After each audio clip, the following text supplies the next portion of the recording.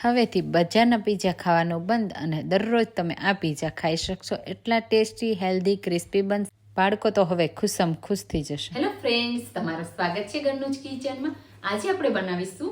આજે આપણે બનાવીશું એકદમ હેલ્ધી, ટેસ્ટી અને ક્રિસ્પી એવા પીઝા.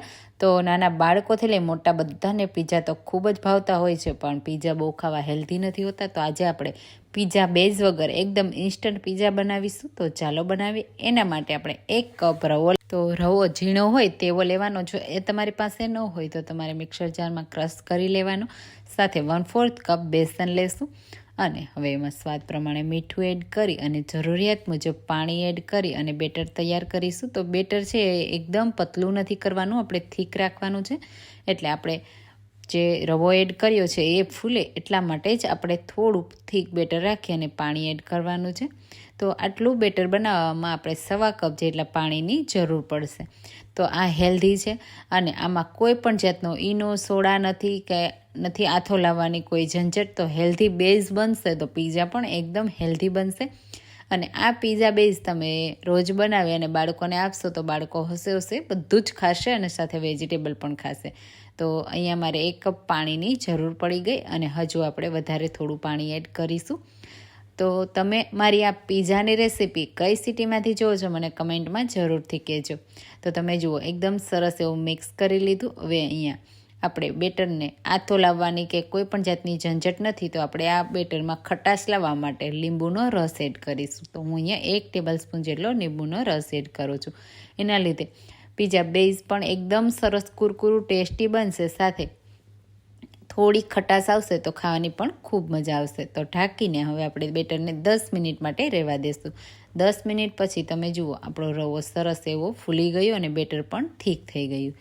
તો અહીંયા આપણે હવે એમાં થોડું પાણી એડ કરીશું એટલે પરફેક્ટ બેટર તૈયાર થશે. તો આ બેટરને આપણે બહુ પતલું નથી કરવાનું, ઘાટું જ રાખવાનું છે. તો ખાસ આ રીતે તમે જુઓ મિક્સ કરી દેશું. અને હવે તમે જુઓ ચમચાથી આ રીતે પાડીએ તો એકદમ ચમચાથી કોટ થઈ જશે. બસ હવે પીઝા બેઝનું બેઝ તૈયાર થઈ ગયું. હવે આપણે પીઝા બનાવવા માટે આ રીતે મોટો નોનસ્ટિક તવો લેશું, એમાં પાણી એડ કરી અને ઠંડો કરી લઈશું. જે રીતે આપણે ઢોસા બનાવીએ એ જ રીતે હવે આપણે આ બેટર લઈ લેશું અને બેટરને આપણે આ રીતે એડ કરીશું. તો હું અહીંયા 1 ચમચા જેટલું બેટર એડ કરું છું અને આ બેટરને આપણે આ રીતે સ્પ્રેડ કરી લઈશું. જે રીતે ઢોસા સ્પ્રેડ કરી એ જ રીતે આ બેટરને સ્પ્રેડ કરવાનું છે, પણ ખાસ આપણે બહુ પતલું નથી કરવાનું, એટલે આ રીતે થોડું થીક રાખીશું. તો બેઝ છે થોડો થીક હશે તો ખાવાની પીઝા બહુ મજા આવશે. તમે જુઓ આ રીતે મેં સરસ એવું બેટરને સ્પ્રેડ કરી લીધું. હવે બેટર આ રીતે થોડું હલકું ઉપરથી ડ્રાય થઈ જાય પછી આપણે એમાં આ રીતે બટર સ્પ્રેડ કરી લેશું. બટરથી ખૂબ જ સરસ એવો ટેસ્ટ આવશે. જો બટર ન હોય ઘરમાં તો ખાસ તમારે થોડું ઘી એડ કરી દેવાનું. ઘીથી પણ ખૂબ જ સરસ ટેસ્ટ આવશે. હવે આપણે પીઝા બનાવવા માટે 1 ટીસ્પૂન ટોમેટો સોસ અને સાથે 1 teaspoon pizza sauce. Pizza sauce ના હોય તો તમે એની જગ્યાએ ટોમેટો સોસ વધારે એડ કરી દેજો. સારી રીતે સ્પ્રેડ કરી લેશું. આ રીતે સ્પ્રેડ થઈ જાય પછી આપણે ઉપરથી જેવા શાકભાજીનું ટોપિંગ કરવું હોય એ રીતે કરી શકાય. મેં અહીંયા સ્ક્વેર શેપમાં બધા કટ કર્યા છે.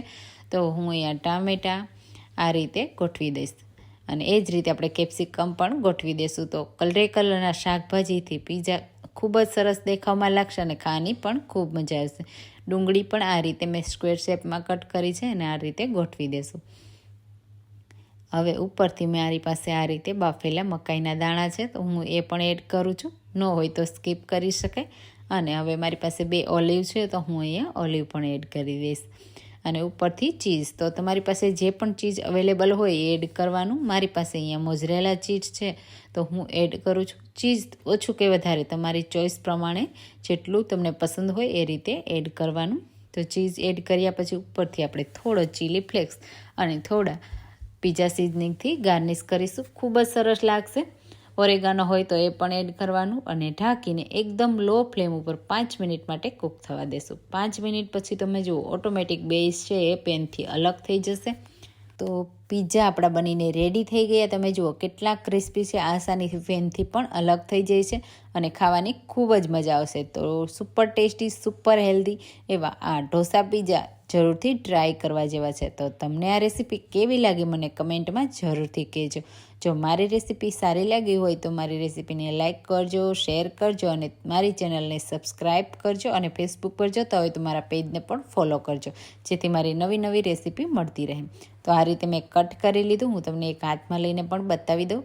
તમે જુઓ કેટલું ચીઝી, કેટલા ક્રિસ્પી આ ઢોસા પીઝા બનીને તૈયાર થયા છે. તો હવેથી બજારના પીઝા ખાવાનું બંધ, આ રીતે એકદમ હેલ્ધી આ પીઝા જરૂરથી ટ્રાય કરવા જેવા છે. તો ટ્રાય કરજો, કમેન્ટમાં કહેજો કે કેવા લાગ્યા. તમે જુઓ એકદમ ક્રિસ્પી બન્યા છે ને, જોતાં જ મોંમાં પાણી આવી જશે. તો ચાલો આ રેસીપી તમે બનાવો ત્યાં સુધીમાં મળીશું એક નવી રેસીપી સાથે. Thank you for watching.